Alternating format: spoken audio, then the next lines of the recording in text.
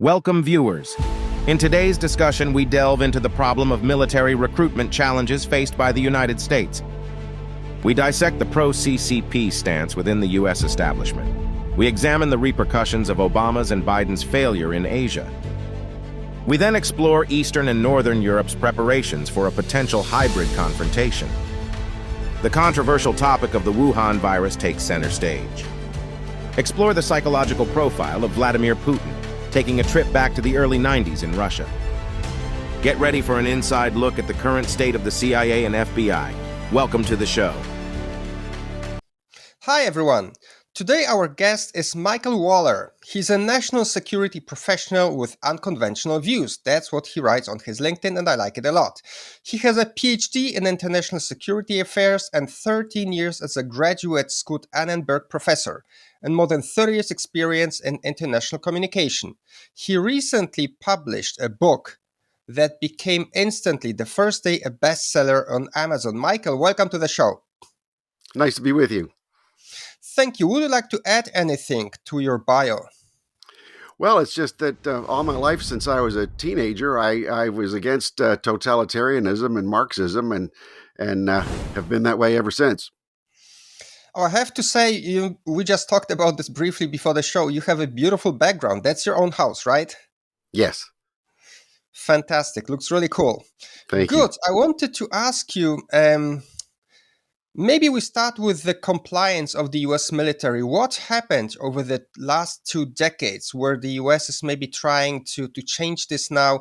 Like one of the examples, I just saw the news recently, white people don't want to become soldiers, so that especially the parents who served in the military, they do not want their children to join the military. So the second generation potential military recruits, it's mostly the whites who don't want to join the military. What happened? Why is the situation so bad in the US military?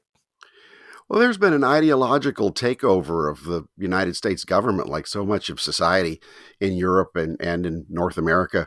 And it's permeated into the military, not by the soldiers and the recruits, but by the leaders, by the generals on top, and by the politicians. So it really started like in the old Soviet system. They had the Zampolit system in the Red Army, where you had political officers who were overruling the professional soldiers, and it was at a terrible cost to the effectiveness of the Soviet Army, I guess, thankfully. However, it's the similar system that's being installed right now in the United States military, and that is to force a political ideology on everybody that's a form of cultural Marxism.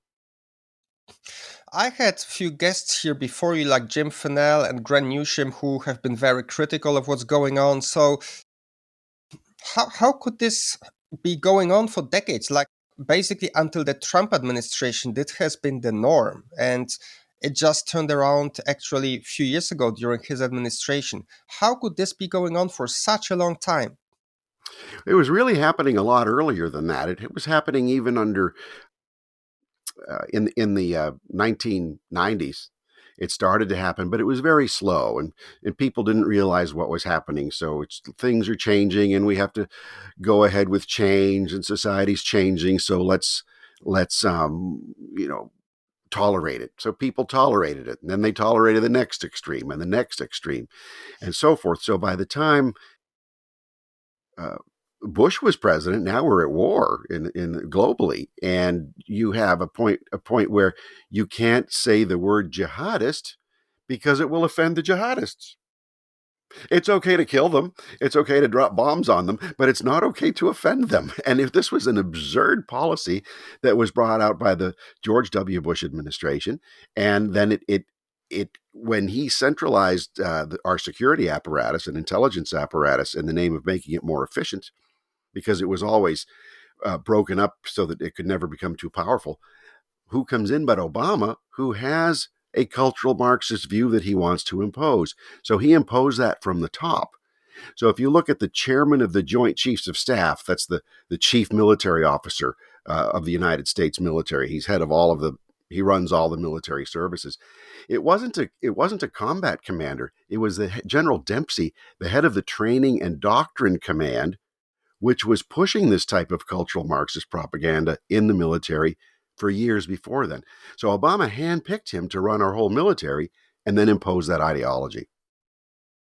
It looks like Obama failed Asia in a big way. Like, not only did he leave those fortified and militarized islands here in the Pacific, he also didn't help the Philippines when they were in trouble. And as Eric Prince said, after Blackwater, he was cooperating with the Chinese, and one of the CEOs told him they could never imagine they would get the islands. But as he said to Prince, the Obama administration was so weak, they couldn't believe their luck, and they just started fortifying them. So it seems like Obama really made the situation much worse.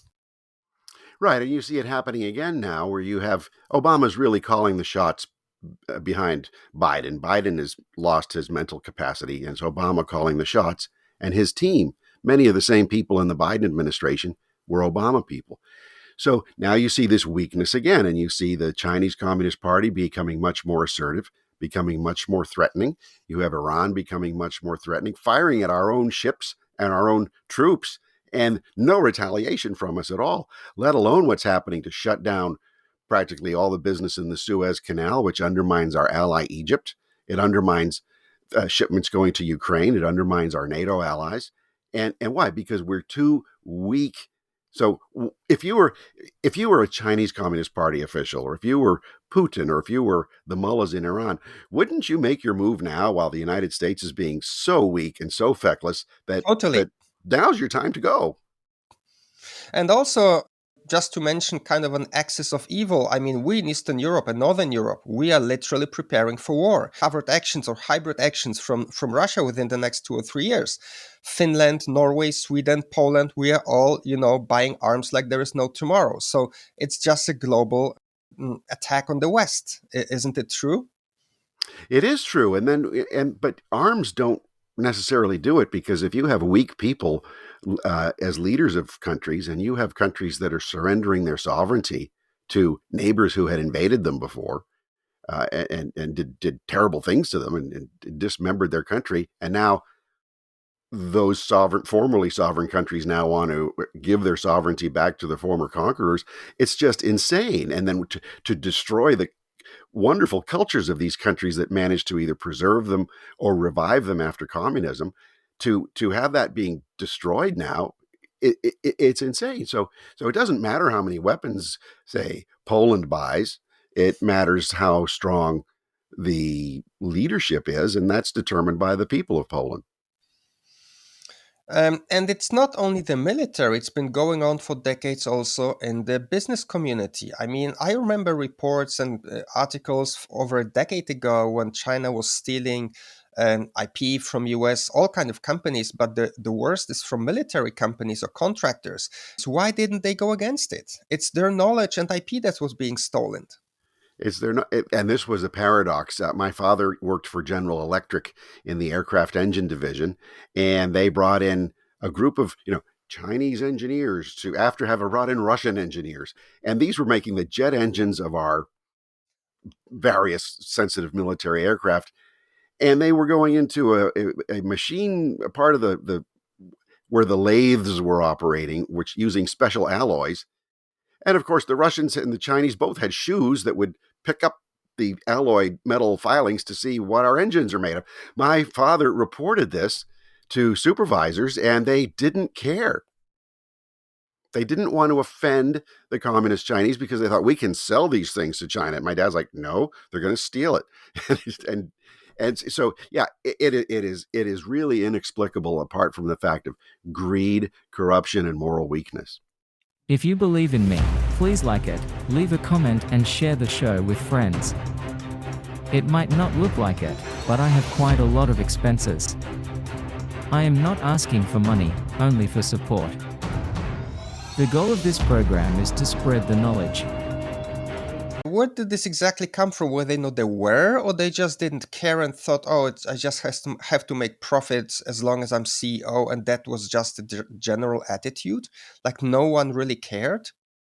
Yeah, it's really hard to say in the case of Russia, because this was even Soviet Union, not even post-Soviet Russia.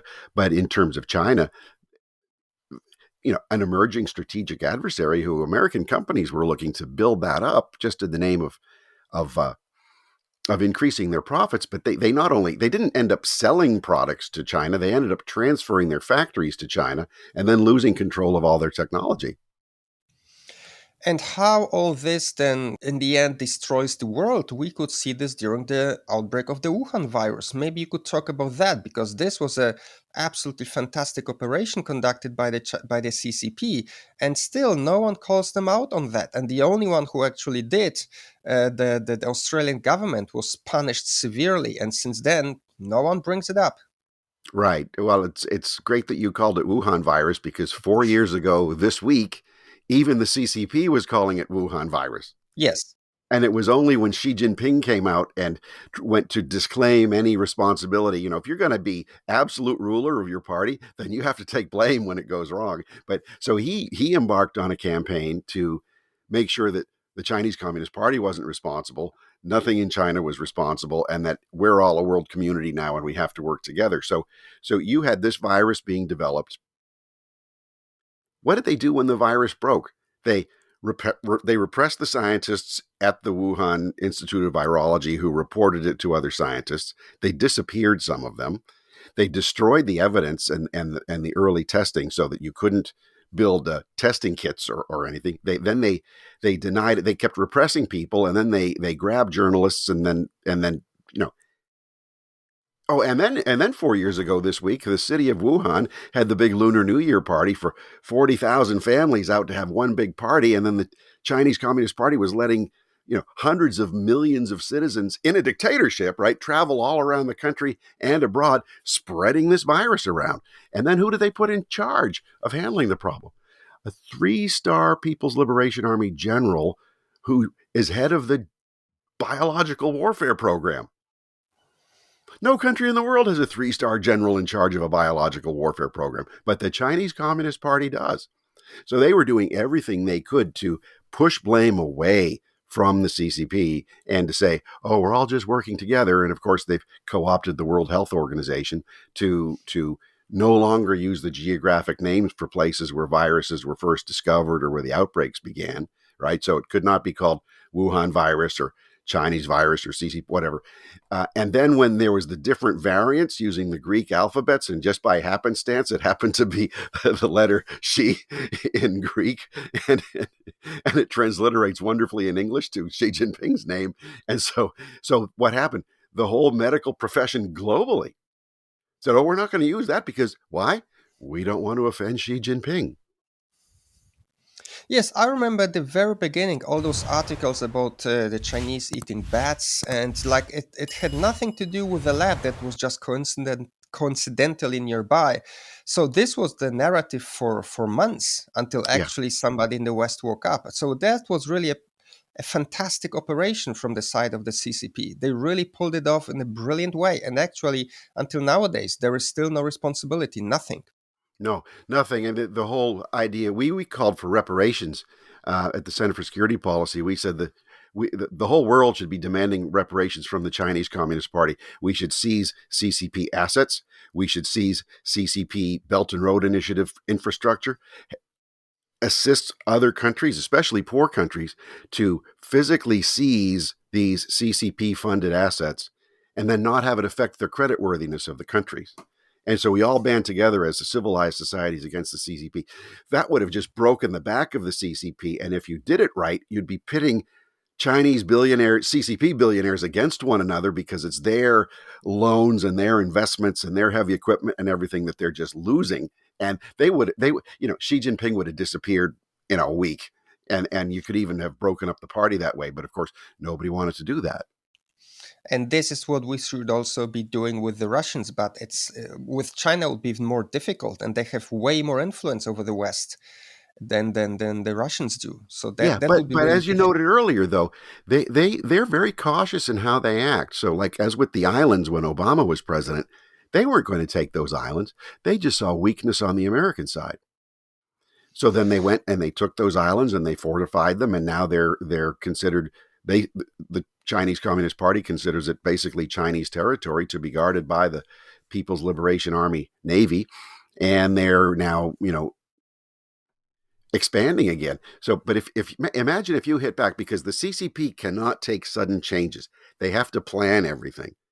And then it has to go to the top, be discussed quietly at the top, and then the big man at the top has to make a decision that will benefit him. Imagine if we put him in a position where all of a sudden, countries around the world where the Belt and Road Initiative has taken place, they come in, they say, you have inflicted this virus on us. It's destroying our economy. It's killing our people. We're going to seize your assets, and then we're going to sell them.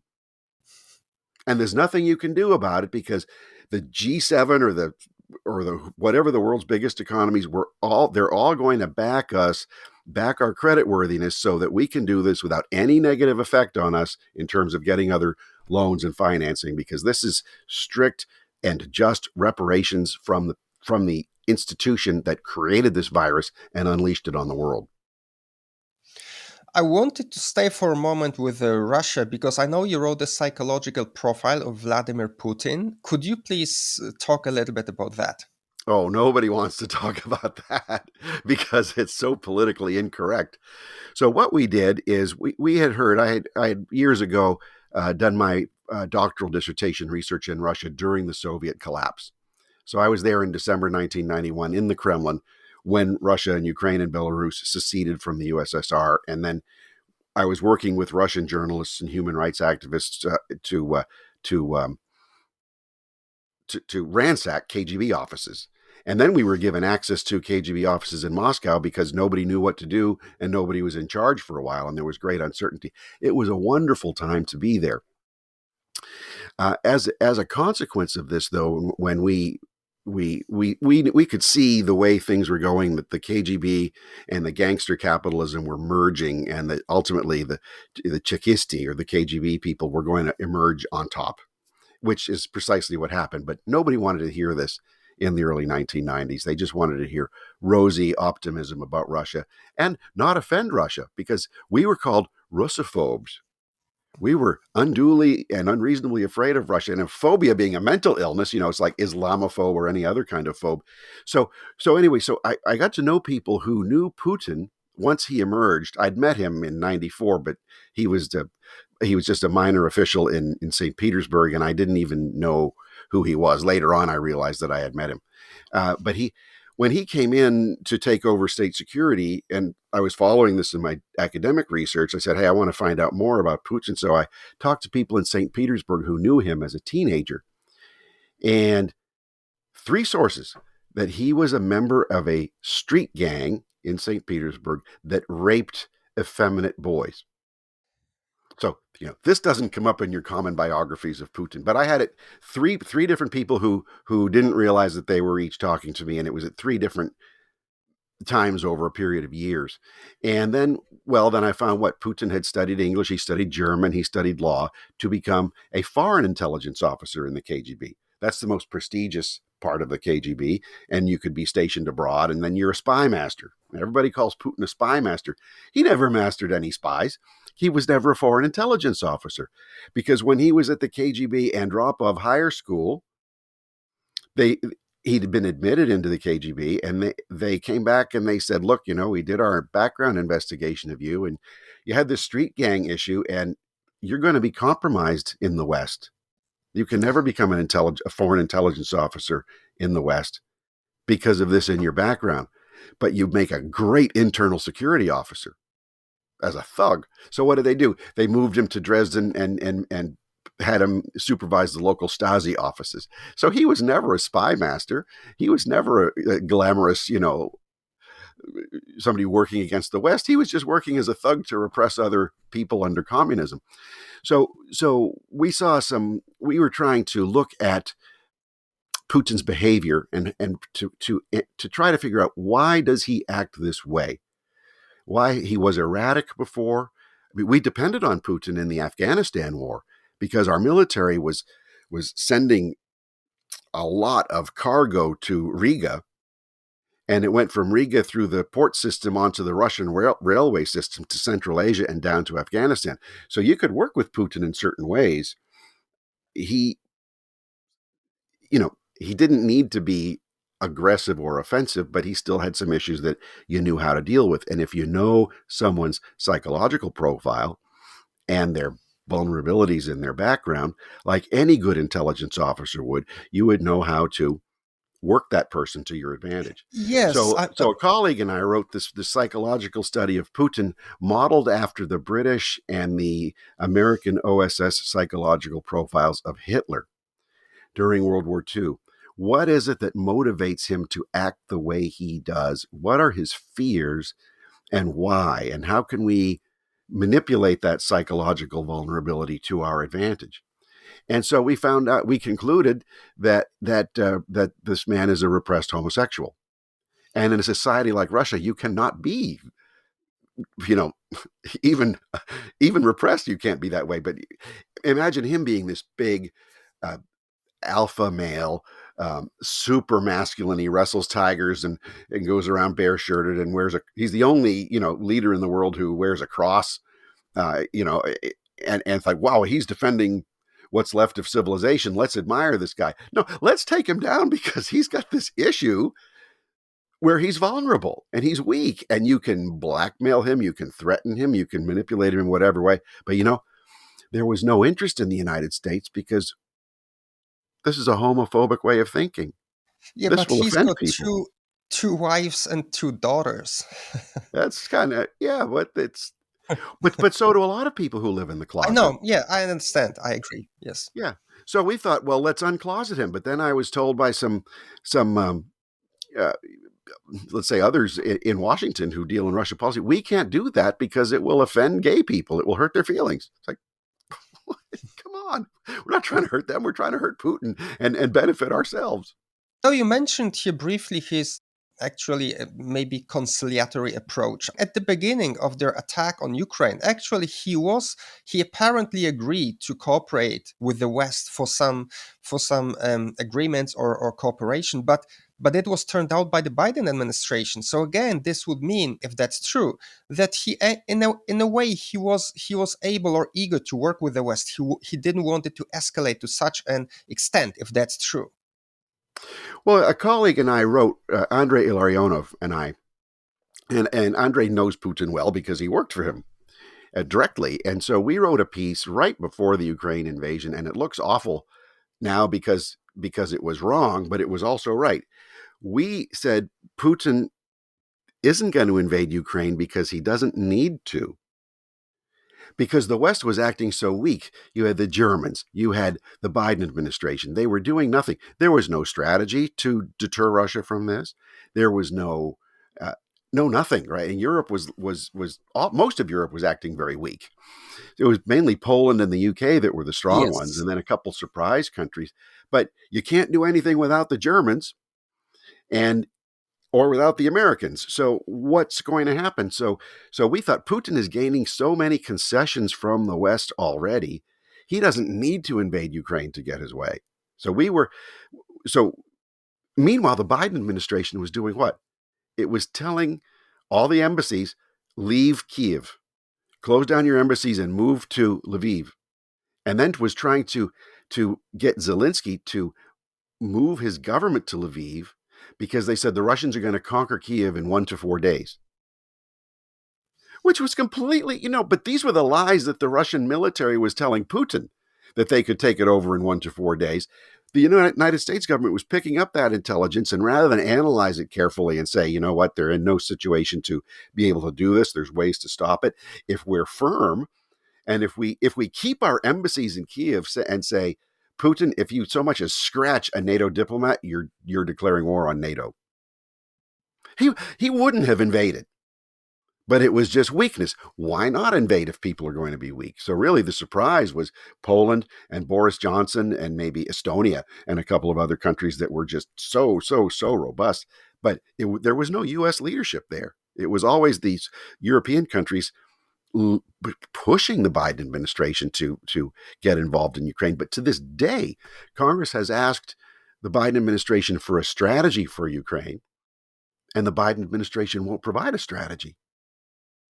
So when you hear Republican members of Congress saying, well, we're not sure we want to keep sending aid to Ukraine, there are several reasons for it, but one of the reasons is there's no strategy. Well, why should we be throwing money if we're not going to win? Why should we be depleting our own weapons supplies and production if we're not going to help Ukraine win? And then what does it mean to help Ukraine win? There's no strategy there. So we're putting a nuclear target on ourselves for a non-NATO country with no strategy behind it. So it makes no sense. But over in Europe, of course, it's being portrayed as, oh, all of these, Republicans are against Ukraine because they're all working for Putin. It's just a huge lie. And also, in the first 2 or 3 weeks, Germany and France were promoting striking a deal with the Russians. They were not supporting Ukraine. Yeah. Yeah, and look at the German politicians who were doing that. They're all in the pay Yes. of Gazprom, and they're half of them were probably Stasi or compromised by the old Stasi and the private Stasi networks that still exist. So, but what happened? Germany all of a sudden became more assertive. It was really surprising to see. But yeah, so if the Germans and the French are saying, the strongest European land powers are saying, let's cut a deal with Putin. The U.S. has no strategy at all. So it's really Britain and Poland. Well, that's great, but that can't last without Germany, especially without Germany. So, yeah, so the whole thing was undermined. So it was compromised. Again, these are Germans who are always compromised by somebody.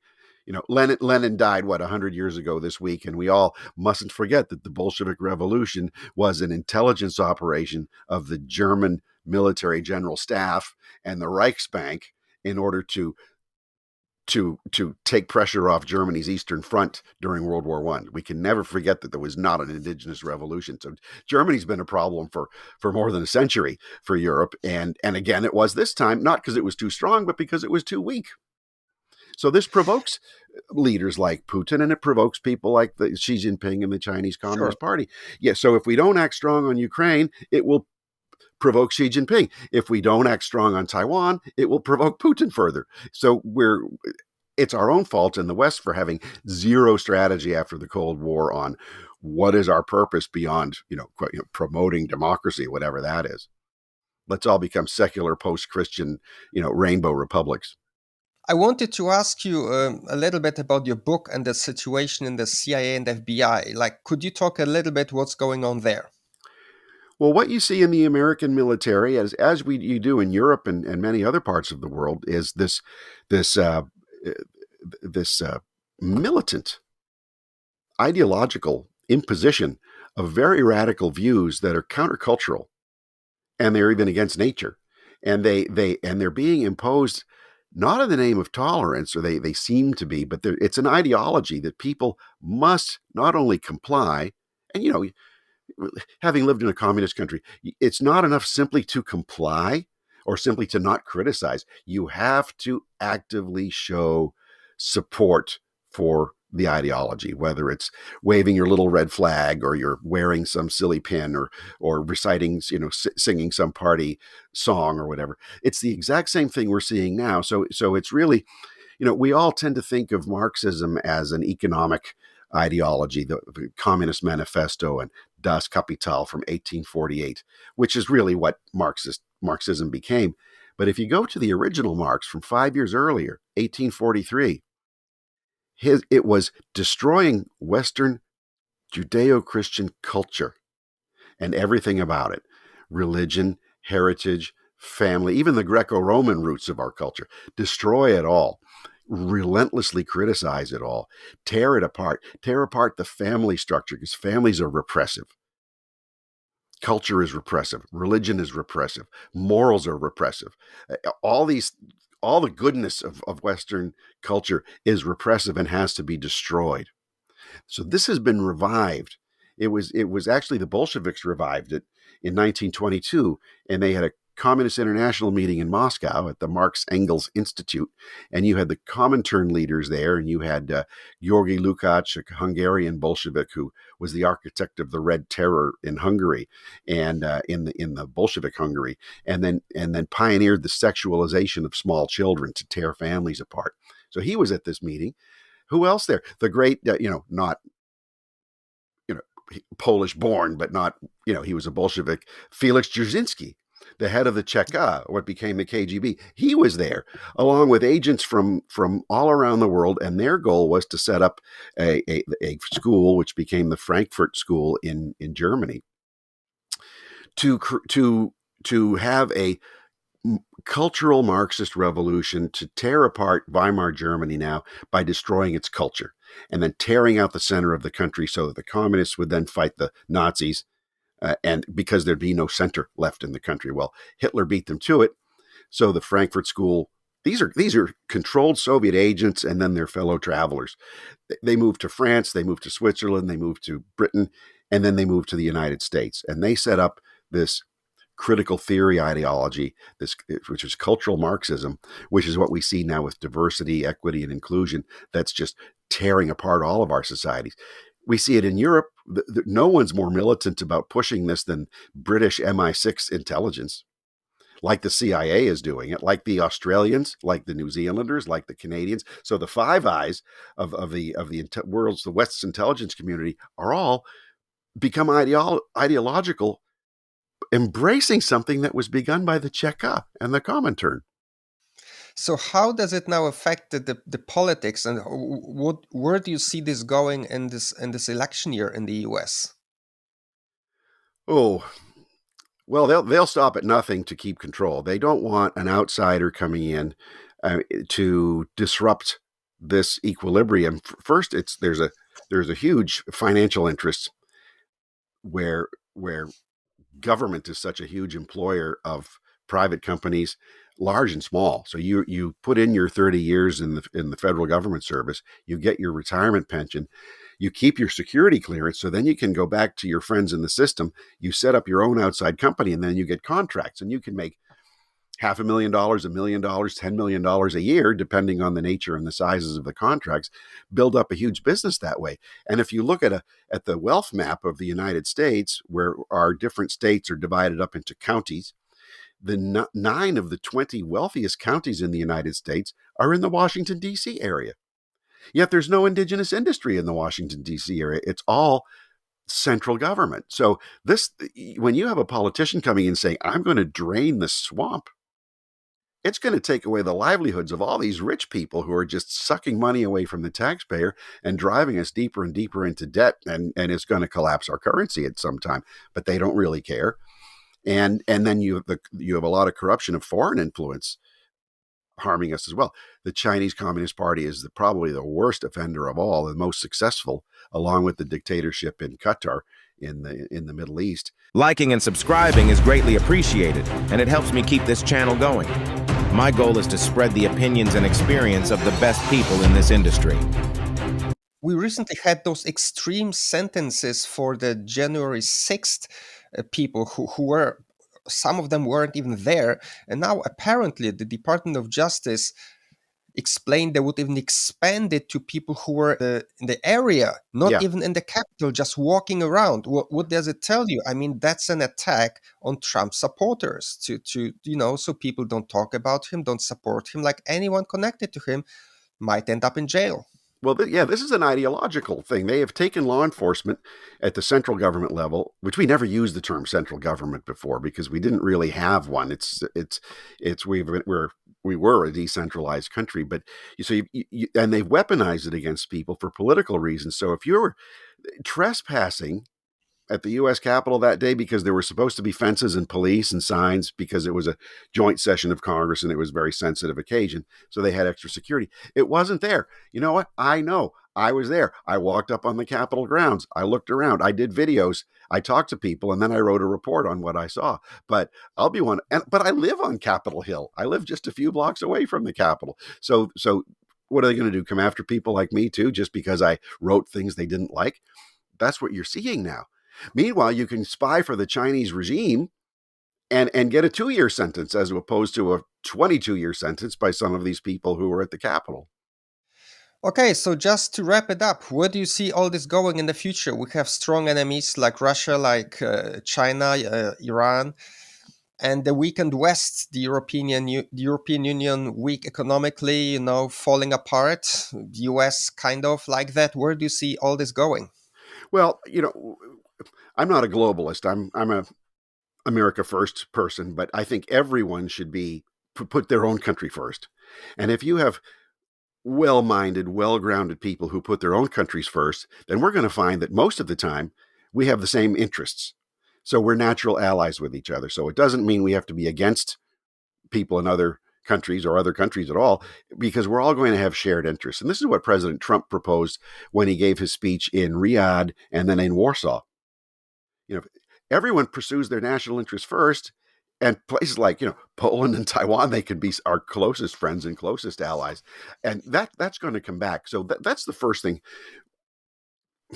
I'm reluctant to talk to an international audience about criticism of things happening in my own country, but since whatever happens in my country affects everybody else in the world, everyone has to know. But we shouldn't be demoralized about it. We should be fighting about it. So like the people in Taiwan voted against the CCP-backed people. They voted to keep their sovereignty.